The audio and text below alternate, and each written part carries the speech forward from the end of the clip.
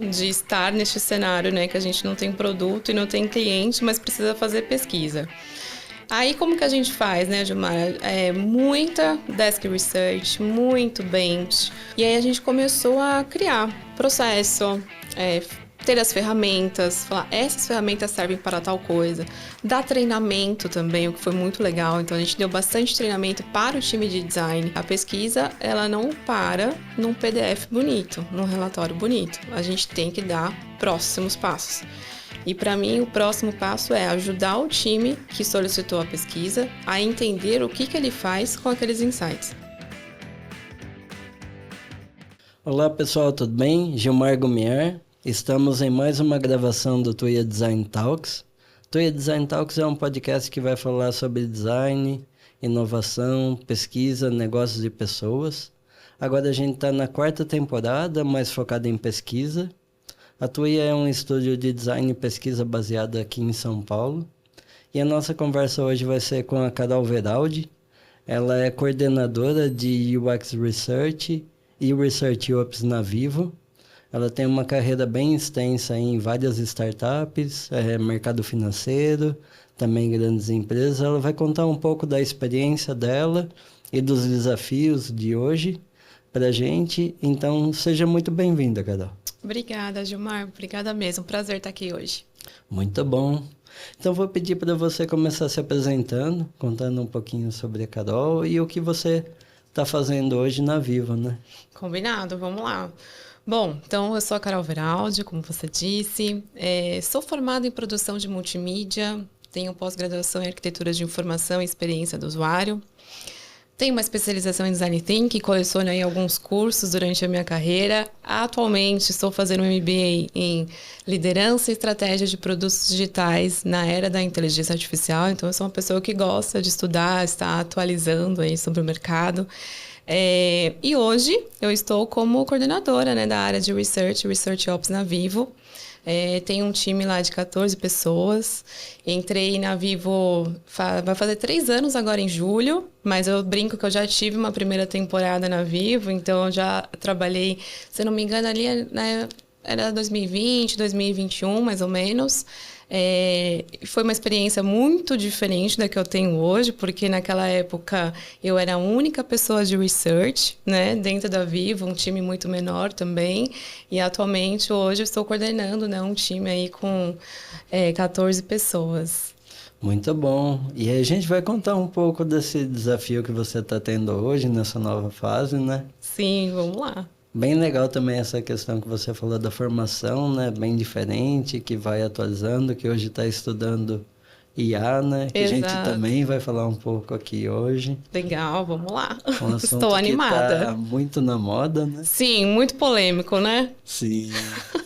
E, Carol, você começou a sua carreira em UX Design, né? Foi. Começou trabalhando em agência. Isso. E depois você percebeu que o seu caminho era UX Research, né? Foi, Gilmar. Quando foi essa mudança, assim? Quando você percebeu que você queria ir para a pesquisa? Legal. Eu acho que, bom, eu comecei numa agência de publicidade, na JWT, eu trabalhei lá durante 2 anos, eu era assistente de UX na época. Mas basicamente eu fazia wireframes, né, na ferramenta Axure. Quem é das antigas aqui vai saber do que eu tô falando. Mas quando eu saí da agência e fui trabalhar no UOL, ali eu pude duplar mais com uma pessoa de UI. Então eu tinha, né, um UI e eu era a pessoa de UX Design. E ali foi quando eu comecei a entender que existe um mundo além da tela, né? Que existia ali todo um processo de pesquisa, de discovery. Então, foi quando eu me apaixonei. E aí, eu comecei a perceber que eu não era tão boa fazendo a tela. Então, eu via, eu falava, gente, a pessoa faz em 20 minutos alguma coisa que eu demoraria 2 horas para fazer. E aí, eu comecei a perder um pouco o tesão mesmo de prototipar e pensar no visual. E comecei a colocar esse brilho nos olhos mais pela pesquisa. E ali, depois, a partir dali, eu falei, não, eu quero trabalhar com isso. Muito legal. E eu mudei mudei para não UX, né, mas era arquitetura da informação, arquitetura da informação, né, um pouco parecido, porque assim, na verdade eu era web designer e eu não sentia que eu tinha uma entrega visual muito boa. E aí eu fui pensar tal e ver o que eu gostava mesmo, e eu gostava de pensar e planejar. E na Isso. época, basicamente, era arquiteto de informação, não tinha dupla ainda, né? Porque era arquiteto de informação e designer. E o arquiteto de informação entregava a estrutura em preto e branco. Aí eu falei, tá, eu entrego super bem. Porque não vai precisar do visual, do Isso. chamativo, vai precisar da estrutura. E eu gosto de pensar e de fazer isso tudo. Então, assim, É. tivemos caminhos semelhantes. Semelhantes, é. Para mim, o mesmo, assim. Eu gostava muito de planejar, de ter essa... de saber, por exemplo, poxa, eu vou descobrir alguma coisa que eu ainda não sei. Aonde vamos chegar? Não sei, mas eu vou... Com aquela história, vamos confiar no processo e seguir? Então, isso para mim sempre foi muito, muito mágico. E aí foi quando a partir do UOL, né, dessa minha experiência no UOL, quando eu saí de lá, eu fui para Conta Azul, e lá foi onde eu tive a experiência. Eu ainda estava como meu título, né? Era como UX Design, mas eles me colocaram numa squad onde o produto ele estava muito pequenininho. Era o Conta Azul para contadores, né? Então, ele tinha os clientes e tinha os contadores. O produto do cliente, ele já estava mais robusto. Agora, para os contadores, era muito pequeno. Então, ali teve um processo de discovery gigante. Então, eles falaram, Carol, se você quer evoluir, acho que aqui pode ser um lugar bacana. E realmente foi. Muito legal. É bem interessante isso. E, Carol, agora, desde a sua mudança, né, tem ali quase 12, 13 anos que você tá trabalhando só com UX Research, com pesquisa. O que te brilha os olhos ainda depois de todo esse tempo? Ah, eu acho que isso que eu comentei, assim, da gente ter a oportunidade de descobrir e explorar coisas que a gente não sabe aonde vai chegar. Então, a pesquisa tem isso, né? A gente recebe uma pergunta de pesquisa e a gente não sabe qual é a resposta. A gente não sabe se a gente vai validar ou invalidar. E acho que a parte também de conversar com o usuário e poder extrair dele, usando os métodos certos, e poder extrair dele as informações que eu vou direcionar para o time, para mim isso é muito legal. Então, acho que ainda a parte que me brilha os olhos é justamente isso, pensar em que eu vou fazer um projeto, eu vou fazer uma pesquisa, e o que eu vou descobrir eu ainda não sei, né? Eu só vou, depois de ter essas informações da pesquisa, ter outros dados, cruzá-los, eu acho que eu brinco assim, é como se fosse um trabalho de um FBI, sabe? Que você vai pegar evidências daqui, dados de lá e cruzar algumas informações, e aí de repente você não sabe onde vai chegar, mas você vai descobrir alguma coisa. No final, a gente vai descobrir o que é.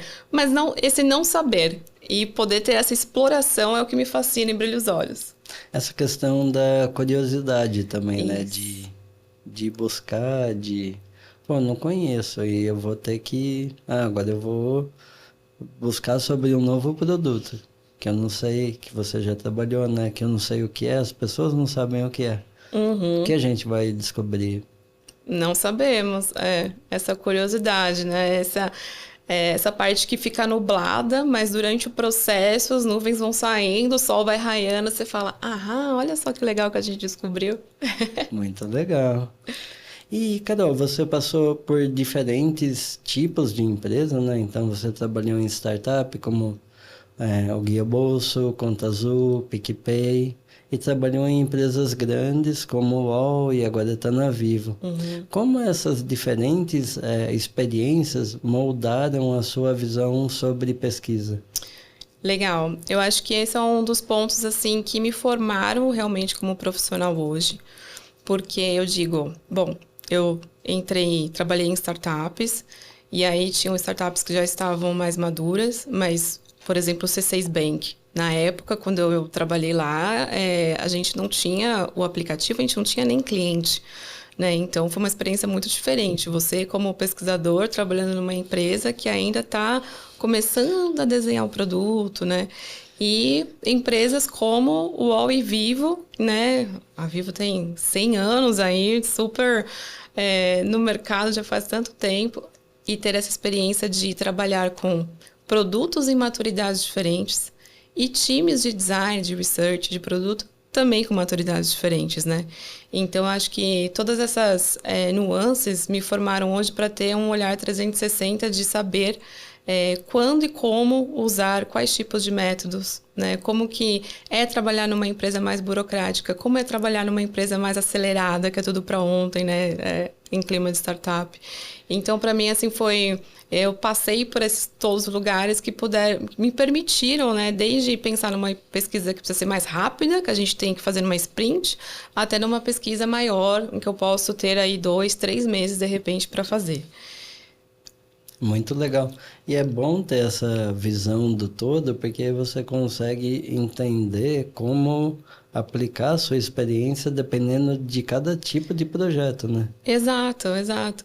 E a maturidade, assim, ela é diferente, por exemplo, e não porque eu trabalhei num lugar onde eu era a única pessoa de research, não significa que, porque tem uma pessoa lá, a maturidade de pesquisa é baixa.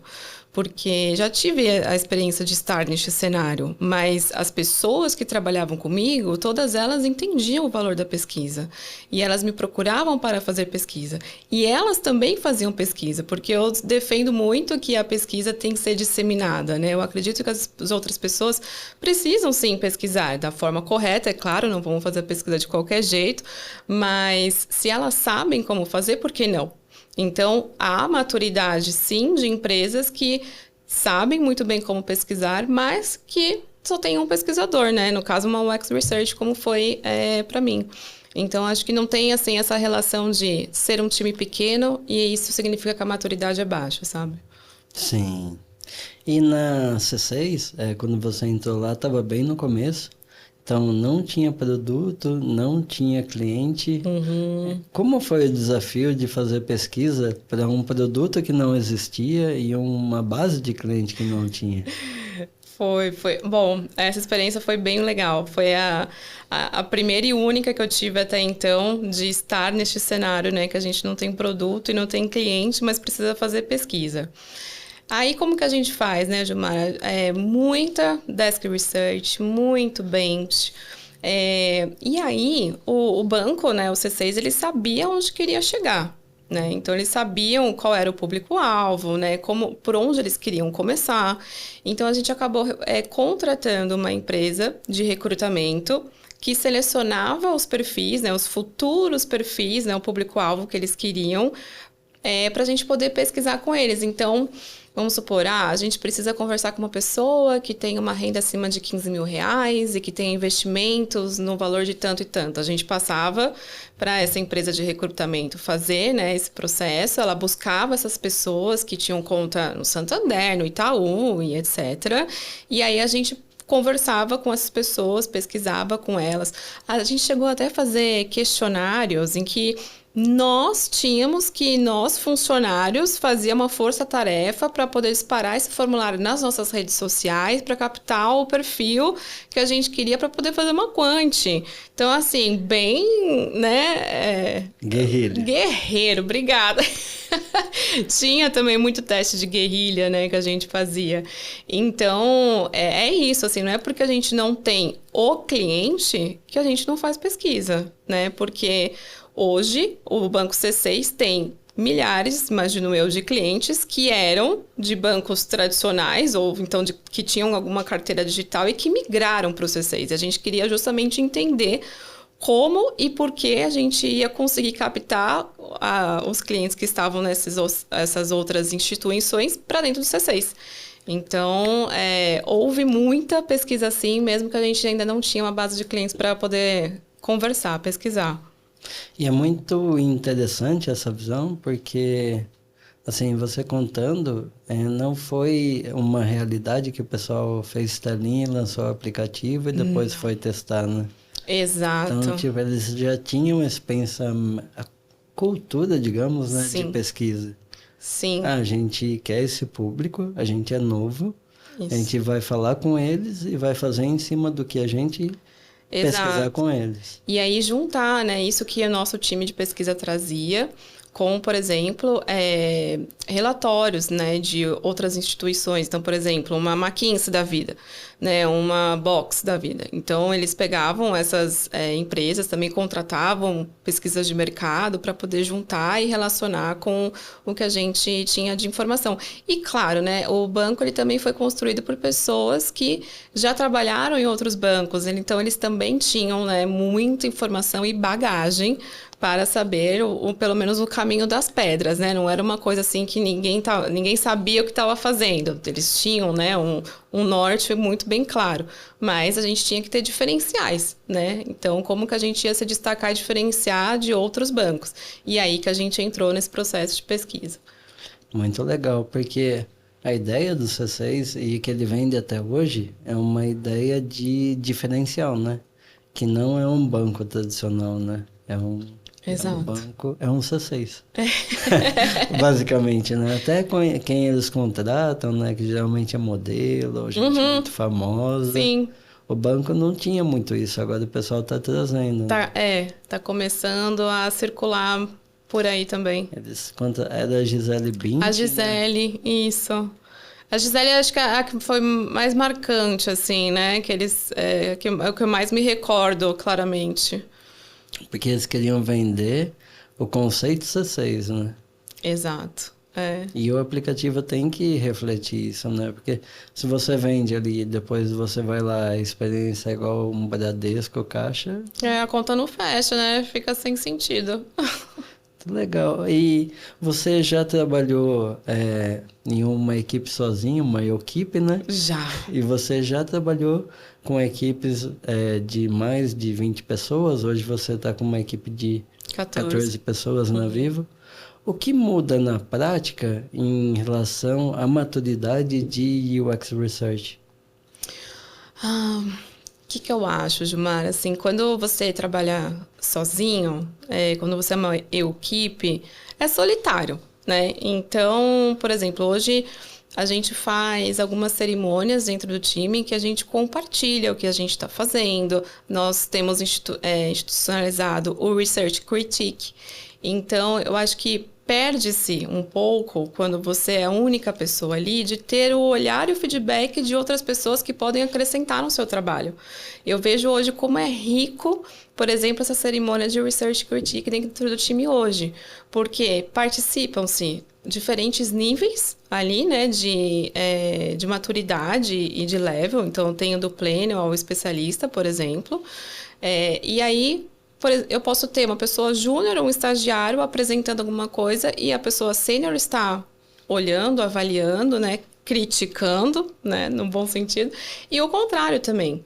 Então, isso é uma coisa pequena que a gente tem semanal, 1 hora na agenda, para a gente poder fazer esse critique, mas que eleva a maturidade do time. Então, a gente consegue aprender e nivelar o padrão de entrega com essa cerimônia, por exemplo, né? E acho que quando você está sozinho, você até pode, é claro, e deve pedir um feedback dos seus stakeholders, né? Ou então de um designer, de uma pessoa de content, de um service que trabalha com você. Mas acho que aí perde um pouco, né? Eu me sentia muito solitária quando eu trabalhava sozinha como research.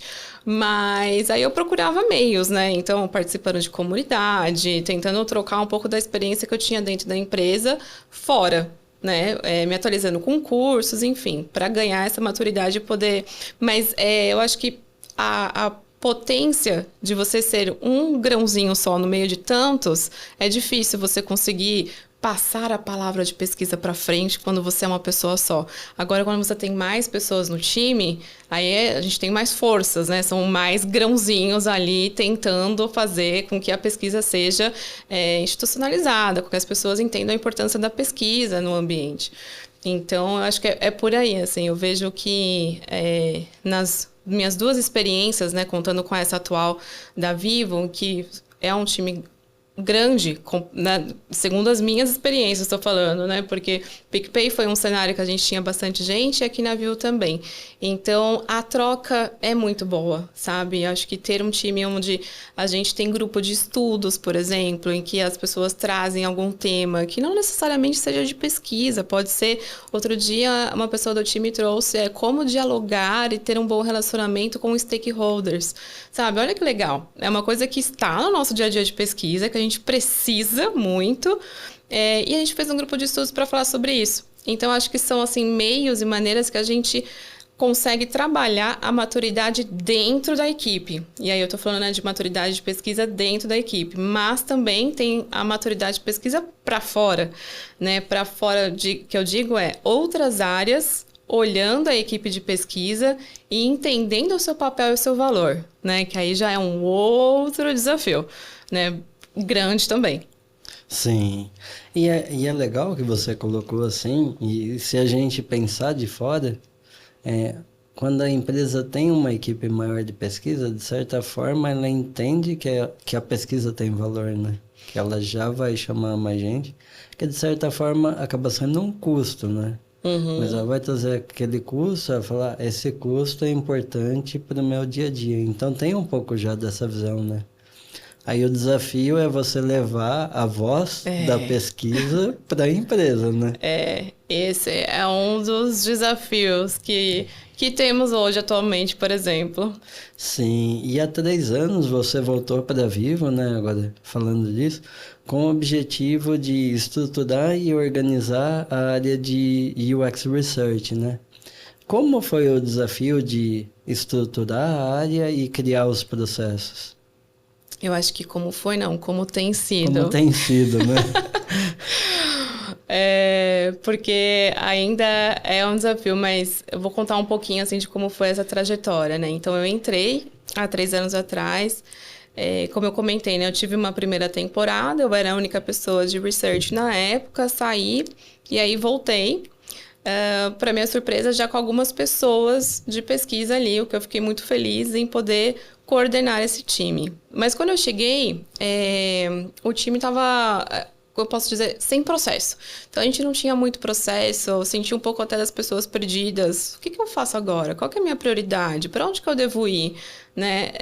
Então, eu tive um trabalho de, primeiro, organizar a casinha, né? Que eu digo, a casinha é a nossa casinha aqui de pesquisa, né, de poder passar ali para as pessoas, olha, nossos objetivos são esses, o que a gente quer como área, onde que a gente quer chegar, o que a gente quer fazer no futuro, quais são as nossas dores, dificuldades.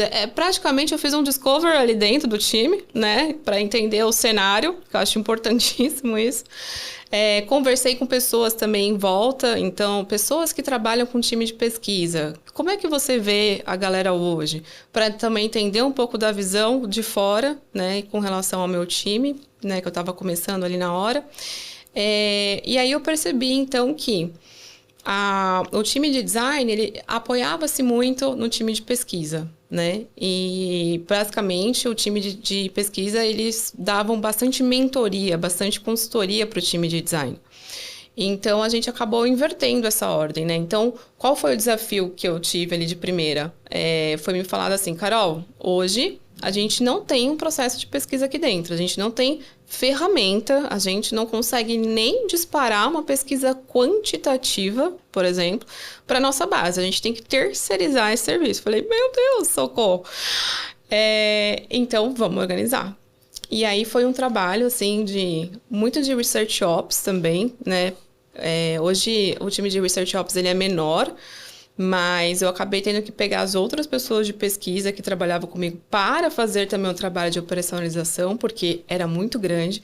E aí a gente começou a criar processo, ter as ferramentas, falar, essas ferramentas servem para tal coisa. Dar treinamento também, o que foi muito legal. Então, a gente deu bastante treinamento para o time de design. Desde como é que eu uso uma ferramenta, um lookback, por exemplo, até como é que eu faço no teste de usabilidade. Vamos padronizar as nossas entregas. Então, o meu primeiro desafio ali na Vivo foi como é que eu dou pista para os designers poderem seguir, para eles poderem pilotarem. né? Então, eu não tinha isso antes. Então, foi ali um trabalho, Gilmar, eu acho que de uns 8 meses, por aí, criando esse processo para que todo o time de design pudesse fazer as pesquisas com mais segurança. E aí, depois que a gente fez esse trabalho, aí a gente inverteu a ordem, né? Então, se um pesquisador, 80% do tempo dele era dando mentoria, aí a gente falou, não, agora um pesquisador, 80% do tempo dele tem que ser fazendo pesquisa. E 20% dando uma mentoria, uma consultoria, ajudando as pessoas ali que querem fazer pesquisa mais táticas, né, com as pesquisas deles. Então, e aí eu pude ver assim, eu posso dizer que eu tenho muito orgulho, né, do que a gente construiu até aqui, porque foram esses 3 anos, né, vou fazer 3 anos em julho agora. A gente cresceu muito como área, a gente amadureceu muito o time de pesquisa e a gente tem dado muita visibilidade. Então, assim, se antes, quando eu entrei, a gente não conseguia nem disparar um formulário dentro da Vivo para poder fazer uma pesquisa quantitativa, hoje o nosso problema já é o quê? Como que a gente vai medir o impacto da pesquisa dentro da Vivo? Então, entende? O quanto que saiu de um problema pequeno, entre aspas, mas muito operacional, para algo maior. Então, acho que por aí. Te respondi? Sim, muito bom. Parabéns Obrigada. pelo trabalho que está fazendo, né?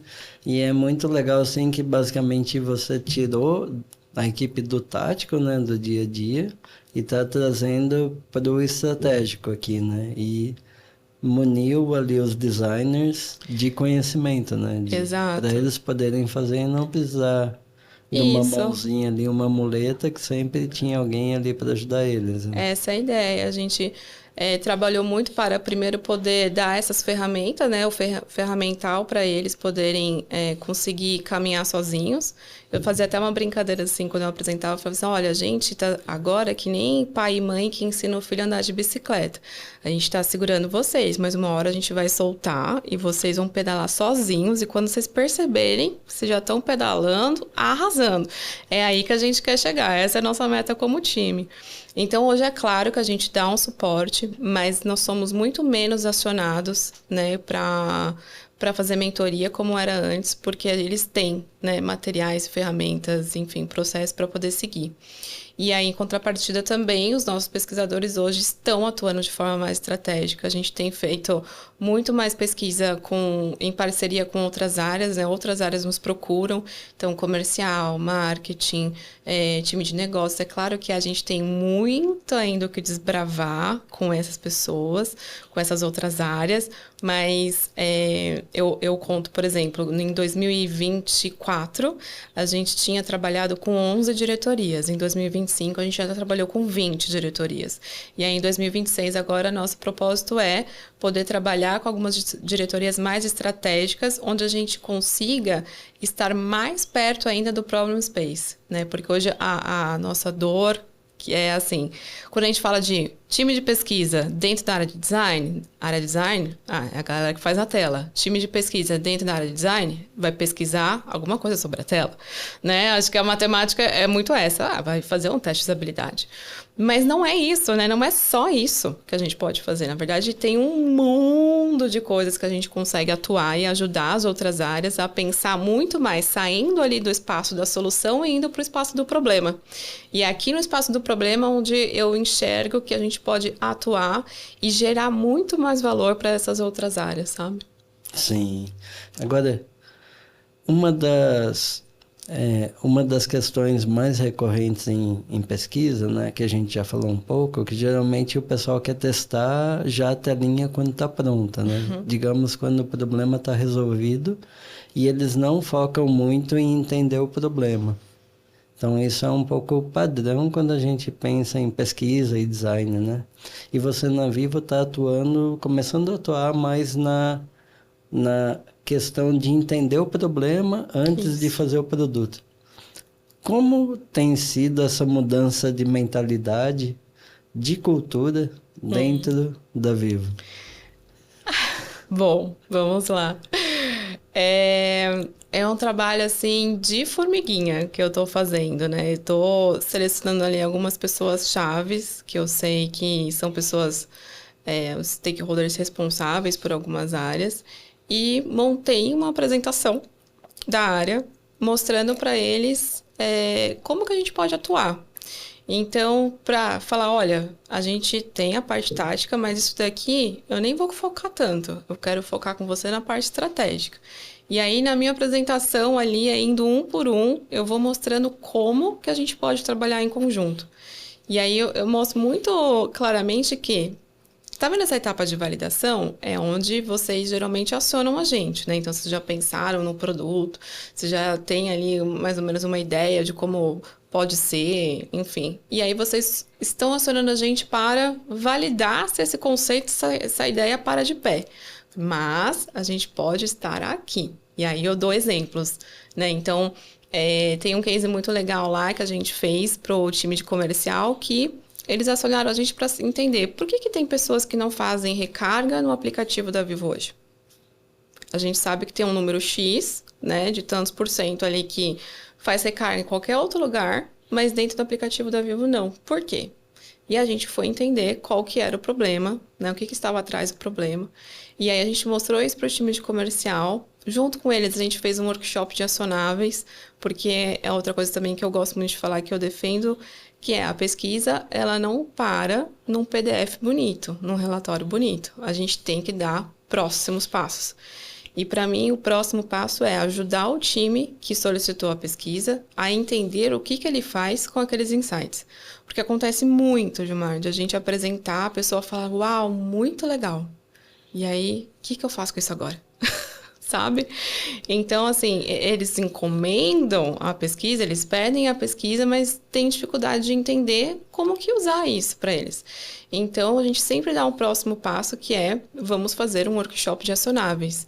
Que aí a gente pega ali as pessoas que são responsáveis pelo projeto e pensa junto, né? Não é um brainstorm do qual a gente vai viajar e pensar assim, vamos construir um carro de 10 portas, 20 rodas. Não, é uma coisa que a gente consegue fazer de verdade, que seja prática, que a gente consegue botar a mão na massa o mês que vem, semana que vem. Então, a gente seleciona esses acionáveis, né, com o time e prioriza e distribui para as áreas responsáveis. Então, essa aqui é uma etapa importantíssima também do processo. Além de ter essas conversas individuais com essas pessoas-chave, eu também, às vezes, me meto nos fóruns, assim, da Vivo, que não é sobre design, que não tem pessoas de design, são pessoas, assim, de outras áreas, para apresentar a minha área, para falar, olha, nós temos um time de pesquisa que pode ajudar vocês assim, assim, assado. Então, eu acabo também aparecendo, assim, em algumas reuniões, vou me enfiando ali para poder mostrar. E aí é legal, porque as pessoas falam, nossa, existe essa área, que massa, caramba, que legal que vocês fazem isso. Então, nossa, vocês conversam com o cliente, vocês trazem o cliente para mesa lá na Vivo para poder conversar. Sim, a gente faz isso. Né? E aí é quando brilha os olhos e eles acabam pipocando algumas pessoas de outras áreas para poder perguntar e entender, e é onde eu encontro a oportunidade de apresentar o nosso processo, como que a gente quer atuar de forma mais estratégica. Então, eu estou nesse momento atual hoje, Gilmar, estou realmente nesse momento eu acho que depois de ter feito, dividindo assim etapas, né, na minha cabeça. Primeiro, eu ter dado material, ferramenta e processo para o time de design conseguir navegar sozinho, poder estruturar a área de pesquisa, né, arrumar a casinha. Então, a gente começar a fazer algumas pesquisas. Agora, acho que o próximo passo que estamos é fazer as pesquisas para os stakeholders certos, área de negócio, marketing, comercial, e no momento certo, porque acho que é mais do que isso. Não é para o stakeholder certo, é no momento certo, porque o momento que eles acabam acionando a gente ainda é muito na validação. E agora depois que eu fiz, nós existimos, procurem a gente, agora procurem a gente no momento certo. Sabe? Deixa a gente atuar com vocês antes, quando vocês estão pensando ainda em qual é o problema. É aqui que eu quero estar. Muito legal, porque assim, a gente trabalhou por 2 anos com um cliente que é o Martins Atacadista, e a gente fazia pesquisas mensais. E a gente tinha um sponsor que tinha 25 anos de Martins e era o responsável por transformação digital. E ele abria as portas para a gente. Isso eu falo porque você fala de chegar nas pessoas certas, né? Porque tanto o Pedro no primeiro episódio quanto a Elisete falaram em outras palavras a mesma coisa. Para a pesquisa ser estratégica, para ela ser vista, ela tem que chegar nas pessoas certas. Exato. Senão ela acaba na gaveta, né? Exato. E esse é um ponto, né, de pesquisas engavetadas. Eu acho que uma coisa que eu tentei muito trazer para o time, que antes a gente não fazia, depois que eu entrei, eu falei, olha, a gente precisa dar esse passo além, porque apresentar uma pesquisa, gerar um relatório bonito, falar, beijo, até a próxima, acaba caindo nessa que a pesquisa entra no time e tem pessoas que eles realmente não vão saber interpretar as informações para poder virar um acionável. Então, eu falei, vamos ajudar o time dando mais um passo. A gente propõe ali para a galera um workshop de acionáveis para tentar minimizar a pesquisa engavetada, porque agora eu te mostrei o que vocês podem fazer, eu te mostrei a prioridade disso e ainda direcionei para cada uma das pessoas, cada um dos stakeholders, quem vai pegar o que para fazer. Eu só não posso fazer o negócio, né? Eu só não posso botar a mão lá na massa, desenvolver alguma coisa, né? Mas tá na mão deles. E aí, se eu tenho mapeado o que eles vão fazer, com quem que tá, eu consigo, depois de um tempo, falar, e aí, fulano, vocês fizeram? Como é que tá? Colocou de pé? Que resultado teve? Então, aí, aqui ainda a gente está entendendo como fazer isso, como cobrar, quanto tempo que eu preciso bater na porta de novo desse stakeholder, da pessoa que me pediu a pesquisa, para saber qual foi o resultado. Mas aí a gente começa a entrar até em impacto de pesquisa, né? Porque a gente pode falar, impacto de pesquisa é quando gera dinheiro para o negócio, economiza grana. Mas para mim, eu estudei um pouco sobre isso, não sou especialista, mas eu entendo que é muito além. Eu acho que se a gente consegue mexer ponteiro de, poxa, despriorizamos uma funcionalidade, o time ali mudou o backlog por conta da pesquisa, a gente tem, sabe, um OKR diferente, sabe, mudou a estratégia. Isso já é impacto. A pesquisa já está impactando o time, a cultura, as áreas, né? Então, bom, aí eu acho que é um papo de impacto que a gente pode puxar aqui também. Sim, e é legal essa questão que você falou, eu estou relacionando com os outros episódios, porque é interessante, porque cada pessoa tem uma visão um pouco diferente e similar. A Elisete, ela tá no Nubank, ela fala que ela compartilha o resultado em todos os canais, porque ela fala, vai chegar em alguma pessoa, ela trabalha especificamente com fraude, mas ela fala, vai chegar em alguma pessoa que hoje ela não usa, mas daqui a um tempo ela pode usar a pesquisa Super. Ou pode chamar a gente. E ela sempre fala de não evangelizar o impacto da pesquisa, mas evangelizar o resultado, né? É bem por aí. É um pouco do que você colocou. E esse formato do workshop é muito interessante porque, assim, você entregou ali e você começa a municiar as pessoas para usar o resultado da pesquisa, né? Isso. Então, quando ela tiver um problema de novo, daqui a um ano ou coisa assim, for lançar um novo produto, provavelmente ela vai pensar em chamar vocês. Assim a gente espera. E eu acho também que tem... o que a gente tem feito também é entender lá no início, quando a pessoa vem pedir, né, o briefing da pesquisa, o que você quer fazer com isso. Então, isso precisa estar claro para a pessoa. Você quer essa pesquisa, você tem essas perguntas, você quer refutar, validar uma hipótese, você quer descobrir XYZ. A gente vai trazer o resultado. Mas o que você pretende fazer com esse material? O porquê que você quer isso? Precisa estar muito claro para quem está pedindo e para quem vai fazer a pesquisa, sabe? Porque lá no final, quando eu entregar os resultados, eu já sei, né, como que a pessoa pretende usar aquilo. E eu concordo muito com o que você falou do que a Elisete mencionou aqui, porque é isso, tipo, os resultados precisam ser usados, né? Depois o impacto disso vai ser medido, a gente vai atrás, e aí tem outras dificuldades aqui de encontrar o impacto, que a gente pode comentar aqui um pouco, mas eu acho que a maturidade também do time, quando vai evoluindo, a gente chega nessa camada de eu não vou fazer uma pesquisa se a pessoa não sabe o que ela quer com isso. sabe? Eu não posso pegar uma pesquisa, colocar debaixo do braço e a pessoa fala, eu quero saber XYZ. Você fala, beleza, tá bom, coloco debaixo do braço, vou pesquisar e trago uma resposta. Você precisa entender o que está por trás, você precisa entender o porquê que negócio quer isso, como isso se conecta, né, com a estratégia da empresa. Então, acho que vai amarrando essas pontas e é o momento que nós estamos hoje aqui também dentro da Vivo, de trazer essa maturidade para o time. Muito legal. Agora, falando um pouco em impacto também, você já participou de vários eventos, também dá aula em vários cursos, né, aqui no Brasil, em Portugal. Como você vê que, como você entende que uma pesquisa gera realmente impacto no negócio? Eu acho que tem algumas formas aqui. Quando a gente fala de impacto, Gilmar, acho que a primeira coisa que vem na nossa cabeça é pensar em dinheiros, né? Impacto para o negócio é dinheiros. E às vezes é difícil a gente conseguir rastrear o impacto em dinheiros de uma pesquisa, por exemplo, generativa, uma pesquisa que a gente fez para entender um problema. Diferente de quando você faz, por exemplo, um teste AB, né? Eu vou fazer um teste AB, vou fazer um teste de usabilidade. E é uma pesquisa ali muito tática, que você vai mudar um botão, você vai mudar um fluxo e você consegue ver se converteu mais, né? Por exemplo. Então, o impacto, você medir isso é muito rápido. Agora, quando você pensa numa pesquisa que você está lá no espaço do problema, investigando qual é o problema, até você trazer isso para o desenvolvimento do produto, que vai chegar na mão do usuário e que você vai conseguir medir, é muito longo esse tracking, né? Fica difícil.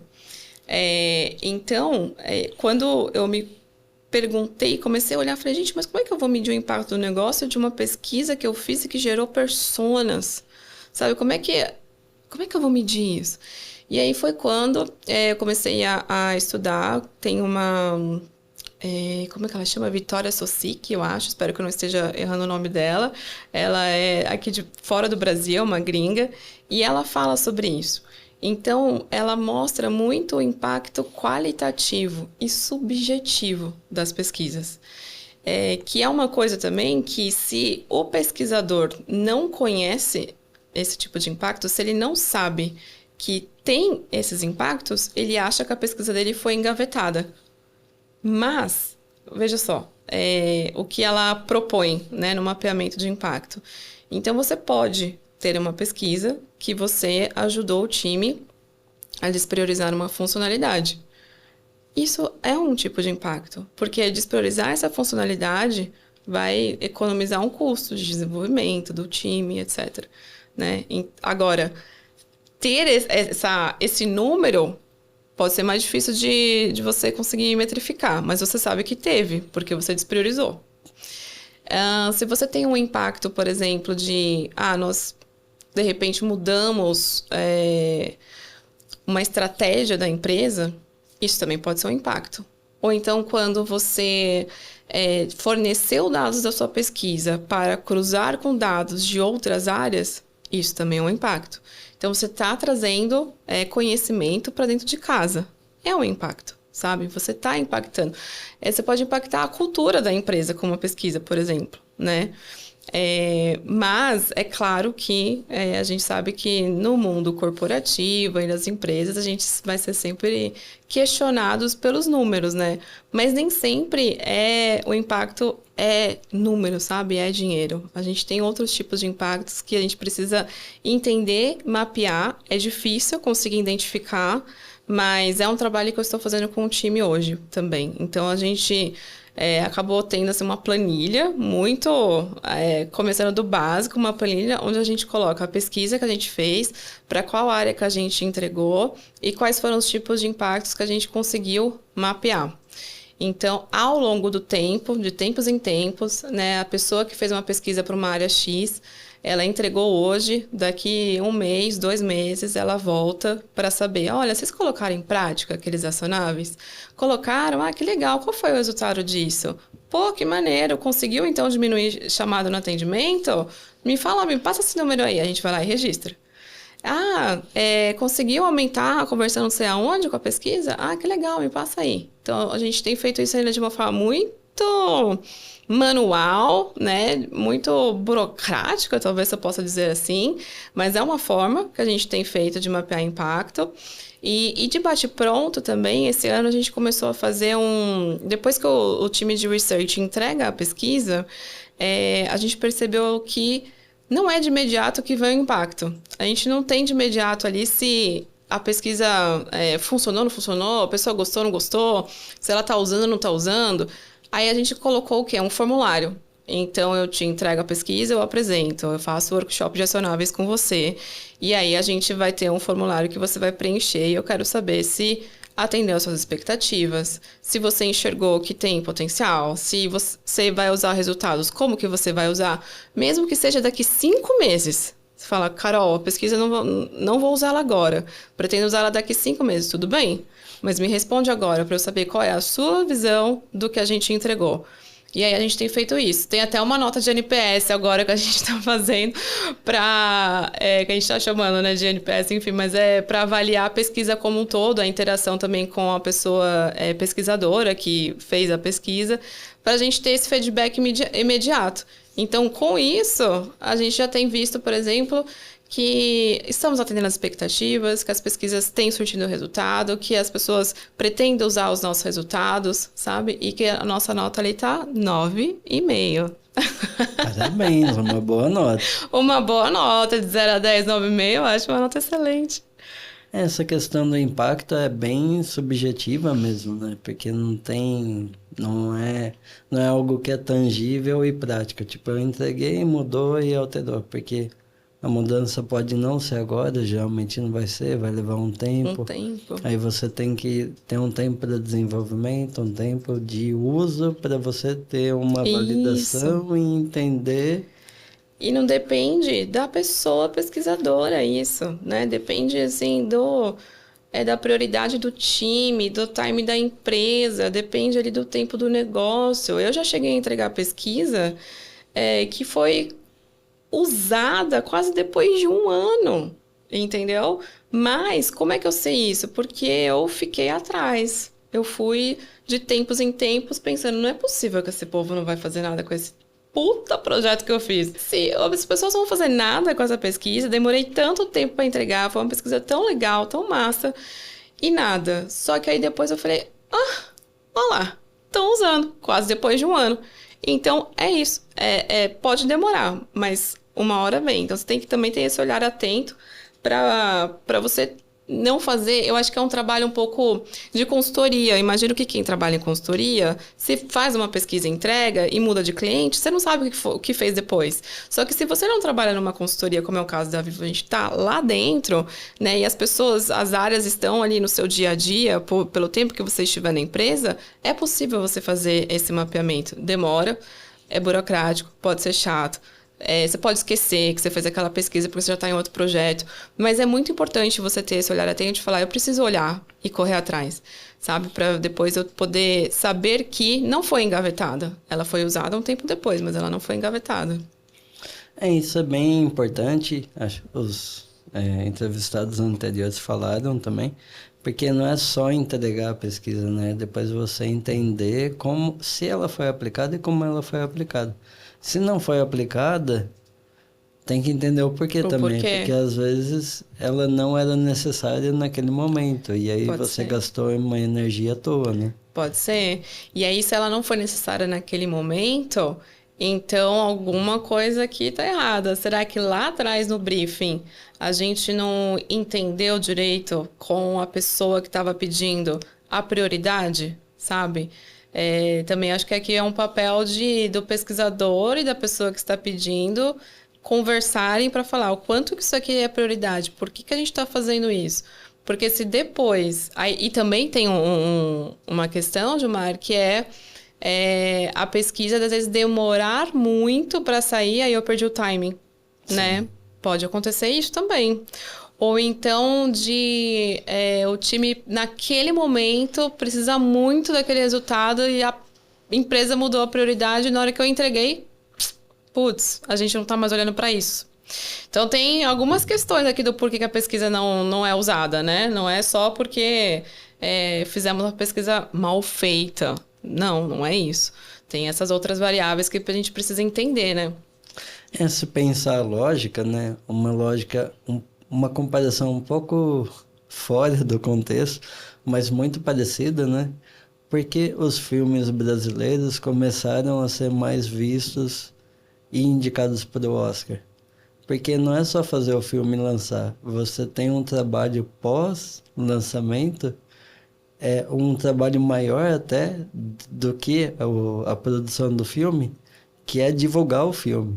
Perfeito. E mostrar o filme para quem indica e quem premia. Perfeito.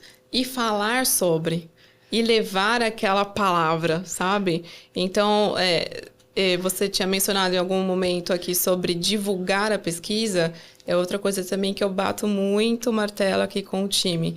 Gente, vamos divulgar, vamos fazer barulho, e vamos mostrar, e vamos falar, e vamos, sabe, encher o saco das pessoas sempre que houver a oportunidade. Então, você está numa reunião e aí eles estão falando um assunto que você fala, opa, tem uma pesquisa que a gente fez que é sobre isso e isso que conecta com o que você está falando. Às vezes não é nem eu, Carol, estou numa reunião. Não fui eu que fiz a pesquisa, mas eu sei que o meu colega fez. Eu vou falar, olha, a fulana fez uma pesquisa aqui do meu time que ela fala sobre isso, tá? Acho que é legal vocês conversarem. Eu vou lá e falo, fulano, vai lá e conversa com não sei quem, não sei o que lá, porque a sua pesquisa pode se conectar com o que ele está falando. Então, eu vou tentando fazer essas conexões e também peço para o time estar atento para fazer essas conexões também. E aí, a gente tem o Research Talks, né, que é um fórum onde é quinzenal, que aí cada pessoa que fez pesquisa apresenta a sua pesquisa. A gente tem ali na agenda o time de design, produto, marketing também, então aparecem pessoas ali para poder assistir, mas não só, a gente também publica nos canais, né, ali, e também agora a gente tem um canal da diretoria, onde a gente também está publicando dentro do canal da diretoria. Então, a gente sempre fica pipocando ali para a galera saber que as pesquisas estão acontecendo, que a gente está fazendo. Então, acho que é bem isso que você falou. Adorei essa sua analogia com os filmes brasileiros, porque o trabalho é esse. Não adianta a gente fazer uma pesquisa e eu apresentar só para você que me pediu. Esquece. Dessa pesquisa não vai ser conhecida, você não vai saber, de repente, que ela pode ter... você me pediu uma pesquisa, eu te apresentei, mas tem outras áreas que podem ter interesse nela e elas não vão saber, né? E nem você, porque você não divulgou, você não fez um barulho com ela. Sim. Agora, você está estudando um MBA de liderança estratégica de produtos na era da inteligência artificial. Na sua visão, como a inteligência artificial vai impactar, e está impactando já, o futuro do UX Research? Boa pergunta, polêmica, né? Olha, eu vejo lados positivos e negativos. Eu vejo os dois lados aqui da balança para isso, Gilmar. Então, eu vou começar falando dos lados positivos, né? Hoje, o trabalho da pessoa de research muito é manual. Então, a gente, antes da inteligência artificial, gastava-se muito tempo transcrevendo uma entrevista, por exemplo, analisando os dados qualitativos, tagueando as partes, né? Codificando a pesquisa, gerando, de repente, um relatório, analisando. Então, esta parte, eu vejo que a inteligência artificial ela consegue ajudar bastante. Então, hoje, por exemplo, a gente já tem uma transcrição que, claro, vai ter ali, né, uns erros no meio do caminho que a gente precisa corrigir, mas é um tempo menor, eu não preciso transcrever tudo, né? Eu posso pegar a transcrição e depois ir arrumando. Para fazer análise de dados qualitativos, por exemplo. Então, a gente também consegue usar alguma IA para poder tirar ali, os principais aprendizados. Porém, eu preciso também ter um bom prompt, saber escrever um bom prompt, para ela poder me voltar um resultado bom. E claro que aqui eu ainda não consigo dizer, joga tudo na IA e deixa ela analisar, o que vier, você só pega e acredita. Né? Não, Então, assim, dá para você tirar ali os principais achados, mas eu também acho que precisa muito do olhar ainda do pesquisador validando. E aí tem pesquisas que falam, né? Poxa, a IA veio para me ajudar a fazer essa análise, mas hoje eu estou perdendo mais tempo corrigindo as coisas do que se eu fizesse. Então, assim, será que a gente está ainda nesse momento, né, de passar tudo para a IA e acreditar? Eu acho que não. Mas eu vejo que a gente, por exemplo, usa o Dovetail, né, lá na Vivo. E o Dovetail tem uma IA. E aí a gente coloca lá, a gente faz o upload dos vídeos, ele transcreve, e aí eu consigo perguntar para a IA do Dovetail algumas coisas. Quem foi que falou XYZ? Me traz uma frase, me traz um coach, faz uma análise. Então eu vejo o feedback do time às vezes assim, foi bom, não foi tão bom. Então, acho que vamos calibrando aqui. Então, acho que o lado positivo é de acelerar as coisas manuais, sabe? De automatizar algumas coisas que a gente levava tempo para fazer. Ótimo. Mas eu também vejo lados negativos, que são, por exemplo, a minha preocupação, né? Especialmente em empresas com uma maturidade menor. Então, a gente fala de, por exemplo, de soluções hoje que são um robô e que substituem o papel da moderação. Então, eu sei que tem empresas já que tem, ao invés de ser o próprio Maze faz isso. O Maze tem, eu vi recentemente, já faz um tempo que ele lançou, ele consegue, ele coloca até assim no marketing dele, né? Faça pesquisa no país inteiro enquanto você dorme, alguma coisa assim. Então, ele está divulgando que eles têm lá um moderador, que é uma IA, que faz a pesquisa com o usuário para você, né? E aí, se você tem um time com uma autoridade baixa, eu acho que os resultados disso, alguém que vai simplesmente, bota a IA lá para fazer, já tem isso mesmo, vamos lá. E acreditar somente naquilo, não ter alguém que faça que reveja, sabe? Que olha ali o material que a IA está trazendo, que tem esse nível de criticidade para falar isso tá bom, isso não tá bom, isso tá assertivo, isso não tá. Então, pode caminhar para esse lado também. Imagino eu aqui pensando em empresas que vão contratar essas IAs e falar, eles fazem, não precisa de pesquisador, porque a IA faz isso. Mas quem tá ali olhando se tá fazendo direito ou não tá, né? Então, acho que pode cair nesse cenário também. Eu vejo, na TUI a gente está usando para a parte mais manual mesmo, e os convidados também falaram a mesma questão, é a parte manual. Acho que a parte que mais demandava, né, mais braçal é a decupagem, a transcrição e a decupagem.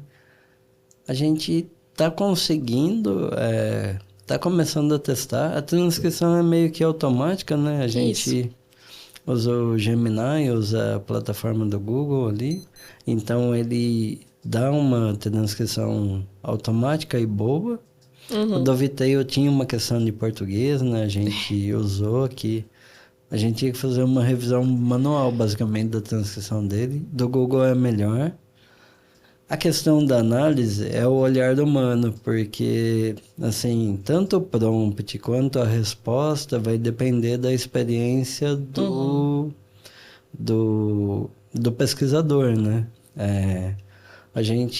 Eu estou fazendo alguns testes, a equipe também. Teve testes que eu fiz que a IA, ela não alucinou, mas ela pegou dados que ela não deveria pegar. Já aconteceu também. Eu falei, você está misturando dados e eu só quero dessa parte aqui. A Elisete, no episódio anterior, ela até contou que a IA estava falando que a hipótese dela não era verdadeira, que ela tinha levantado e ela ficou discutindo. E aí ela percebeu que a hipótese era verdadeira. Ela estava testando 3 públicos. E a hipótese era verdadeira para um só. Para outros 2, não. Então, a hipótese era verdadeira para um nicho. E a IA ajudou ela. Isso é bom. Mas, assim, ela ficou meio que discutindo e conversando com a IA. Ela não foi lá, colocou o prompt, a IA falou que estava errado e ela aceitou. Ela ficou discutindo. Ótimo. Que é o que eu vejo que a gente pode usar a IA. Ela não vai fazer o trabalho nosso. Ela pode ser uma assistente, né? Que vai te ajudar ali, dar produtividade em trabalhos mais braçais. Perfeito.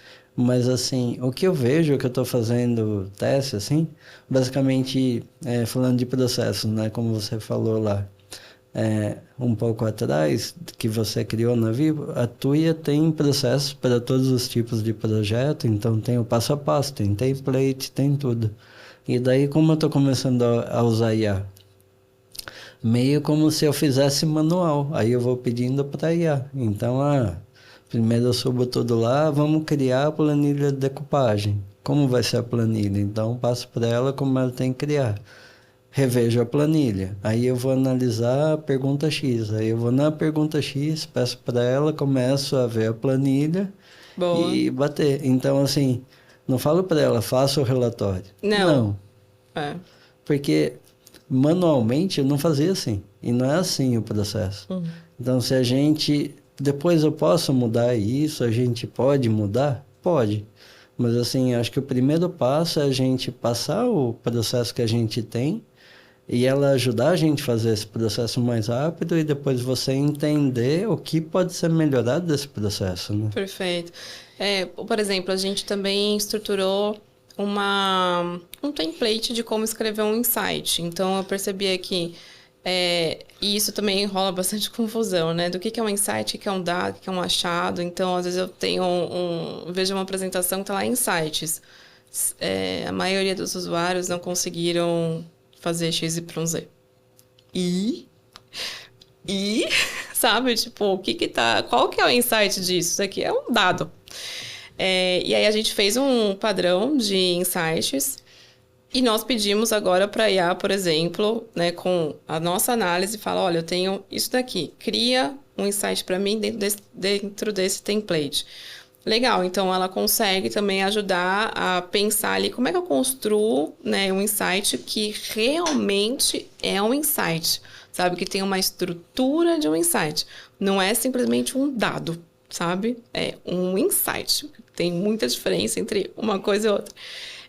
E outra coisa legal que a gente fez também, que inclusive foi essa semana, quarta-feira, que a gente fez o lançamento do nosso Pesquisa aí.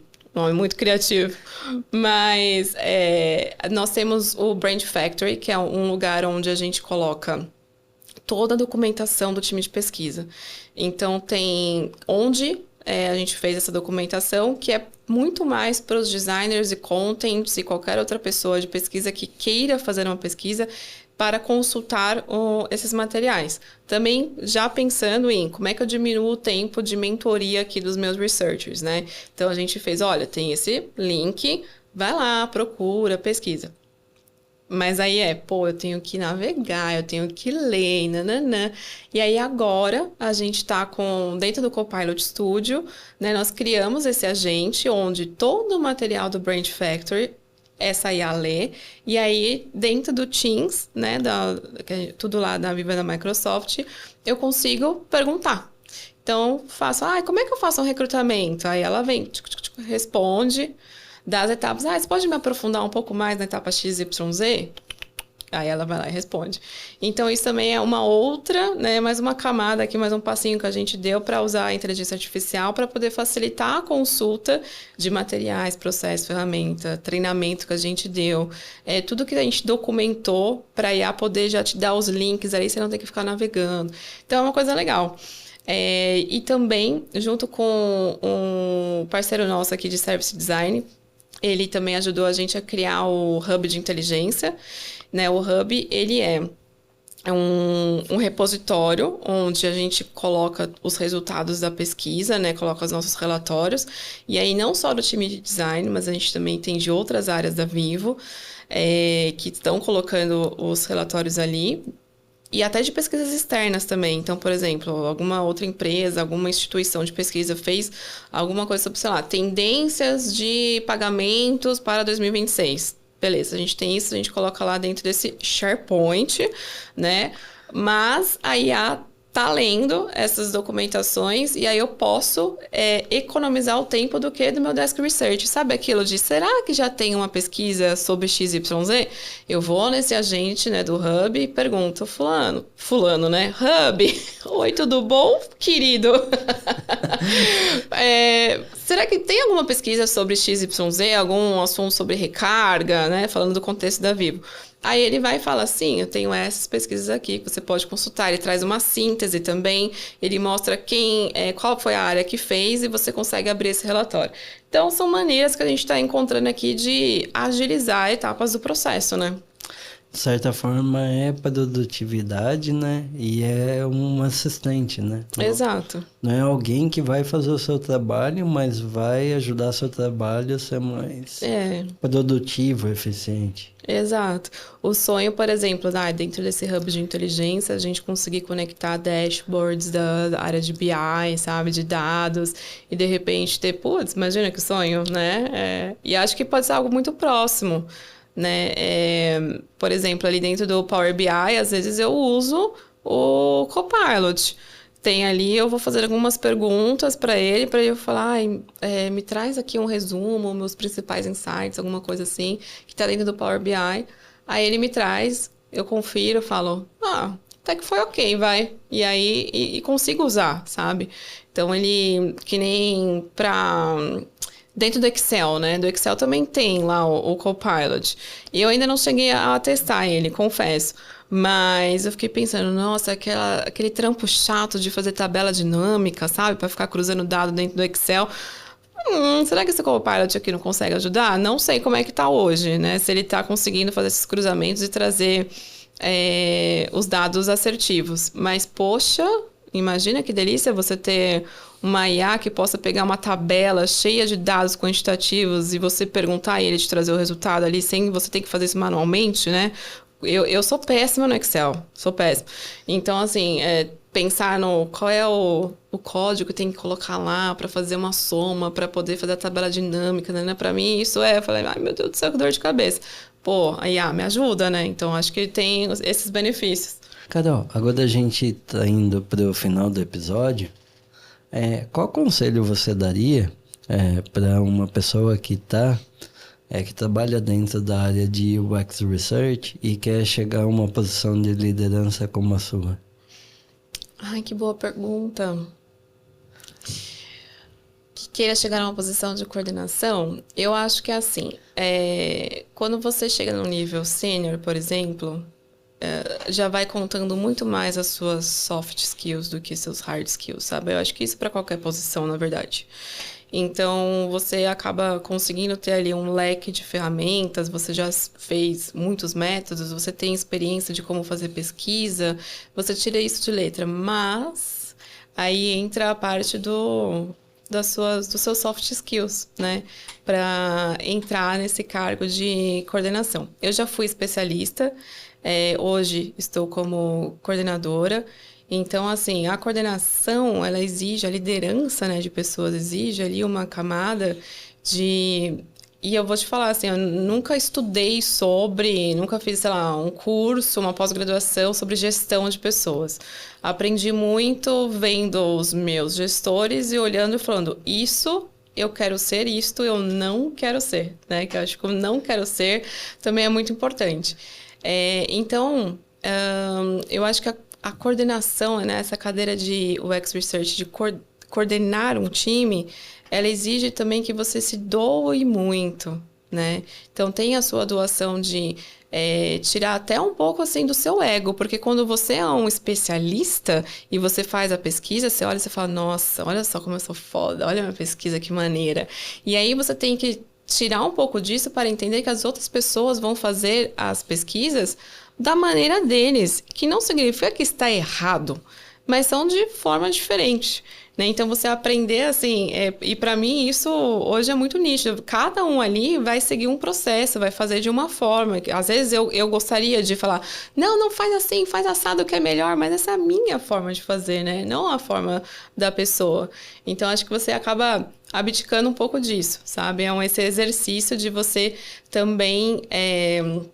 Às vezes eu brinco, eu falo assim, olha, me sinto, às vezes, como uma diretora de cinema. Então, eu vou planejar tudo aqui para o time, mas quem vai brilhar são os atores, né? Que são eles. Então, eu tô ali por trás, dando suporte, conduzindo. Se precisar de mim, eu tô aqui. Vamos lá, faz assim, faz assado. Mas eu tô no backstage. Eu tô muito ali olhando o meu time, as pessoas do meu time brilharem, né? E fazerem as pesquisas e poder contribuir com os resultados da empresa. E eu tô ali só depois nos créditos finais, sabe? E é isso, assim, acho que se você quer uma cadeira de coordenação, você tem que saber que às vezes não é você que vai estar ali fazendo a pesquisa, não é você que vai ser aplaudido pela pesquisa que você fez, né? Porque é a pessoa do seu time. Mas eu gosto bastante de estar nessa posição, assim, como eu comentei com você antes, estar na liderança, ela é doce e azeda, né? Tem esse gostinho doce e azedinho ao mesmo tempo. Então, há muita responsabilidade, sim, né? Gerir pessoas é difícil, sim. Às vezes, né, você passa ali por situações que você vai aprender fazendo, errando muito também, né? E eu tento deixar ali para o meu time sempre aberto para, galera, se vocês não concordarem, se vocês quiserem conversar comigo, eu estou super disponível para a gente poder equilibrar, sabe, e ajustar a rota. Então, não quero ninguém aqui do time enlouquecendo, tendo burnout ou coisas do tipo. Então, eu acho que, assim, pensar numa cadeira de coordenação, e aí eu não digo nem para a coordenação de UX Research, é você pensar muito que você vai ter que estar ali resolvendo problemas do time. Eu não lembro a última vez que eu fiz uma pesquisa, sabe? Que eu fui lá entrevistar alguém, mas eu tô ali dando pista e fazendo com as pessoas do meu time façam um bom trabalho. Então, resolvendo bucha. É isso, participando de reunião, resolvendo problema, ajudando fulano, ciclano, beltrano, entendeu? Escutando o chororô daqui, o mimimi de lá, e vambora, time, sabe? E trazendo força para eles, gente, aconteceu isso, mas tudo bem, vamos levantar a cabeça, vambora. Então, você tem que ter essa posição, né? Esse posicionamento. Mas aí eu também queria dar uma dica aqui para quem também está entrando na área, que eu acho que é muito legal. Muitas pessoas me ajudaram e eu gosto muito de passar essa dica para as pessoas júnior, estagiários, enfim. Quando eu comecei, eu acabei procurando muitas pessoas de mercado para conversar. E isso foi muito legal. Então, eu era cara de pau a ponto de entrar no LinkedIn e, por exemplo, eu via você, que já estava não sei quantos anos no mercado, e numa empresa que eu gostaria de trabalhar, eu mandava uma mensagem para essa pessoa no LinkedIn pedindo um papo. Consegui muitos. Claro que outros nunca me responderam e tudo bem, mas consegui muitas conversas. Eu lembro que teve pessoas que chegaram a me convidar para ir até a empresa para eu poder conhecer e conversar com o time. Isso é muito incrível, sabe? Então, esse relacionamento, você estar conectado com as pessoas, eu acho que conta muito. E a nossa comunidade, eu particularmente acho que é uma comunidade, assim, muito gente boa, sabe? Que abraça a galera que tá querendo aprender. E eu sou uma pessoa que gosta muito de ensinar também. Então, por isso dou aula, né? E também já fiz bastante mentoria. Mas sem cobrar por elas. Pessoas que me procuram e falam, poxa, Carol, eu queria muito... Vi que você trabalha já há tantos anos, queria conversar com você. Adoro conversar, dar dicas. Não sei se elas são boas, se elas são ruins, mas tô ali, entendeu? Tentando trazer alguma luz ali para quem tá começando. Então, eu acho que é isso, assim, conversar com pessoas da área, procurar estar dentro das comunidades também, isso é muito importante. Ler sobre, poxa, se a gente for agora com a IA, gente, acho que dá para fazer uma faculdade inteira de design ali, só vendo materiais, tanto daqui de dentro do Brasil quanto de fora. A gente consegue materiais incríveis, né, para poder se munir de informações. Fazer um projeto também, um case. Acho que, mas eu nunca trabalhei na área, como é que eu vou montar um portfólio? Poxa, né? Pega algum aplicativo, algum site, sei lá o quê, algum problema que você fala, nossa, como é que eu resolveria isso pensando em design? Tenta colocar em prática, né? Fazer um portfólio daí, eu acho que isso conta muito, gera muito valor também para quem vai recrutar, ver esse esforço, né? Então, eu também gosto de dar dicas para quem está começando. Muito bom. Boas dicas para a liderança que você colocou. É bem parecido com os líderes de design que eu conversei, que basicamente quando você vira líder, você para de fazer, né? Então você sai da parte técnica, você vai para a parte política, digamos. Isso. Esquece, não é que esquece, né? A parte técnica fica ali guardadinha. Agora é mais uma parte de relacionamento do que uma técnica. E você tem que ter uma visão do negócio, né? Não uma visão de pesquisa ou algo assim. Uma visão financeira do negócio da empresa, né? E é isso mesmo, Gilmar. Eu fui aprendendo isso ao longo desse tempo, sabe? É, E se você, assim, acho que se você é uma pessoa que tem certeza que gosta de fazer pesquisa, fala, nossa, eu não me vejo fazendo outra coisa, se você for para um cargo, acho que de liderança, você pode se frustrar um pouco, né? E eu não vou mentir, que às vezes eu falo, nossa, que saudade de fazer uma pesquisa, gente, que saudade de sentar aqui, eu e o usuário, né, para poder entrevistá-lo, ou fazer um teste de usabilidade, alguma coisa. Às vezes eu fico até pensando, gente, será que eu sei fazer isso ainda? Meu Deus do céu. Será que eu desaprendi? Socorro! Mas assim, como no dia a dia a gente acaba tendo pessoas do time que fazem, né? Então, esse conhecimento, ele não é perdido, né? Você só vai reforçando. E eu ainda faço um pouco também de uma liderança técnica. Então, algumas pessoas às vezes me perguntam, ai, Carol, eu tava pensando em fazer assim, assim, assado, o que você acha? Mas aí eu tento muito mais, assim, delegar essa parte pro time. Foi aí, por exemplo, que eu fiz Falei, gente, vamos fazer um research critique aqui? Porque ao invés de eu ficar dando pitaco, vocês todos são muito melhores do que a minha cabeça. Vocês todos têm muito mais experiência do que somente eu. Então, vocês vão saber pitacar e direcionar, né, e pensar juntos muito melhor do que eu sozinha. Então, eu acabei, assim, colocando algumas pessoas, né, que falam, olha, fulano é bom nisso, ciclano é bom naquilo, procura ele, procura ela, para tirar um pouco dessa carga, porque senão é muita coisa para fazer, né? A liderança técnica e a liderança de pessoas ao mesmo tempo é too much. E é isso hoje. Fui aprendendo na prática, Gilmar, que é muita política também, né? É muito relacionamento, é muita reunião, você tá ali disponível também, olhando ou fazendo o PDI das pessoas, né? Então, hoje também não é algo que a Vivo cobra, não tem ali um modelo de PDI que a Vivo fala, olha, siga. A gente tem ali um formato onde a gente registra os objetivos das pessoas, né? O que elas precisam fazer ao longo do ano, mas eu, em paralelo, faço um plano de desenvolvimento individual onde eu vou avaliando o que você quer evoluir, o que você quer melhorar hoje, né? Tanto na parte de hard skill quanto de soft skills. Então, a gente coloca os objetivos que a gente cadastra numa plataforma da Vivo, né? Onde é aquilo que eu vou avaliar oficialmente aquelas pessoas para a Vivo, mas eu também tenho, em paralelo, um plano de desenvolvimento com eles de, vocês querem desenvolver o quê? A comunicação, vocês querem desenvolver como eu faço um relatório de uma forma mais executiva. Então, eu também vou trabalhando ali com essas pessoas nesse formato. E é algo que eu puxei para fazer, porque eu acho que pode ajudar, né, o time a evoluir e amadurecer também. Sim. E, Carol, como os ouvintes te encontram nas redes sociais? Se quiser falar um pouco dos seus cursos, da mentoria, pode ficar à vontade. Legal, obrigada. Bom, em qualquer rede social que você jogar Carol Veraldi, você me encontra. LinkedIn, Carol Veraldi, Instagram, Carol Veraldi. Facebook eu não uso mais. Também dou aula, né, no curso da FIAP, no MBA, dou aula de pesquisa qualitativa. Também dou aula na The Starter, também é um curso de pesquisa qualitativa, que é uma escola que ela é de Portugal, mas a gente também dá aula para brasileiros e portugueses.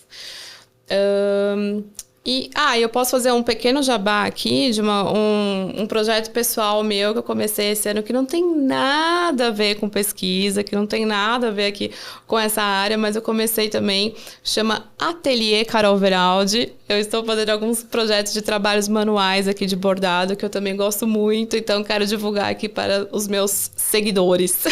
Muito bom. Muito bom. Hobby. Hobbies, importantíssimos, Gilmar, porque, né, nesse mundo de tela, AI, etc., a gente que trabalha aqui o dia inteiro fazendo reunião e depois ir pro celular tava me deixando um pouco assim, falei, nossa, gente, eu preciso de alguma coisa que me tire um pouco isso, sabe? Que me traga um pouco, sei lá, criatividade, que eu faça alguma coisa que eu goste, que eu tô ali fazendo sem muito compromisso, né? Então, eu acabei encontrando aqui uma forma. Muito bom. Então, muito obrigado, Carol, pelo seu tempo. Eu que agradeço. Por contar a sua história aqui, todo esse período ali de mais de 13 anos, todos os grandes desafios, desafios políticos, aí, desafios do dia a dia da Vivo, né? Espero que tenha gostado de participar do programa. Obrigado também a quem chegou aqui e assistiu o episódio até aqui. Para quem quiser assistir mais episódios, é só seguir o podcast nas plataformas. Então tem Spotify, YouTube, Deezer, Amazon Podcast, Apple Podcast. Também se quiser conhecer um pouco mais do trabalho da Tuya, é só seguir nossas redes sociais e o nosso site, tuya.design. Então, obrigado, Carol, e Eu que até o agradeço. próximo episódio, pessoal.